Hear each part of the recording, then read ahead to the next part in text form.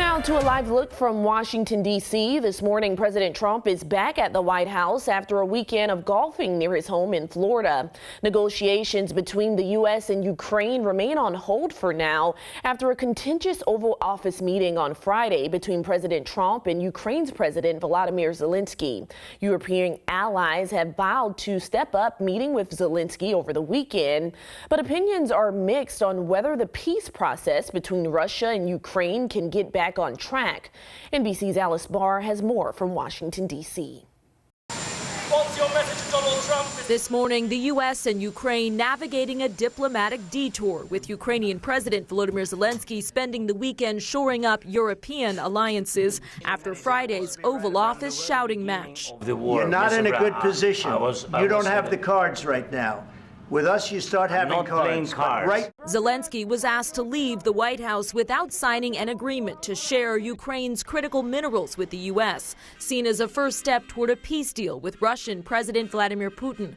President Trump posting overnight in part the U.S. should spend less time worrying about Putin and more time worrying about gangs, drug lords, and murderers entering our country.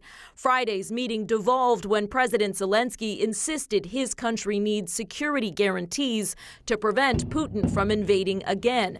Secretary of State Marco Rubio adamant Russia has to negotiate before there's any peace to secure. But the question now is, can we get them to a table to negotiate? That's our goal. Don't do anything to disrupt that. Zelenskyy said Sunday he's still willing to sign the mineral deal and believes he can salvage his relationship with the U.S., even as European allies vowed to step up. We've agreed that the UK, France and others will work with Ukraine on a plan to stop the fighting. That as Democrats slammed the Trump administration's Ukraine approach. The White House has become an arm of the Kremlin.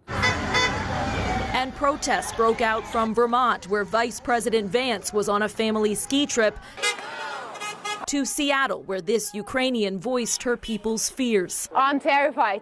I'm trying to hold my tears right now, but it's not that easy. No easy path to peace. NBC News has learned the Pentagon ordered U.S. Cyber Command to stop offensive cyber operations against Russia, according to a U.S. official familiar with the matter. Top Democrats slamming the move as a bid to earn Putin's favor. A senior defense official would not comment because of operational security concerns, but said there is no greater priority than the safety of the warfighter in all domains, including cyber. In Washington, Alice Barr, NBC News.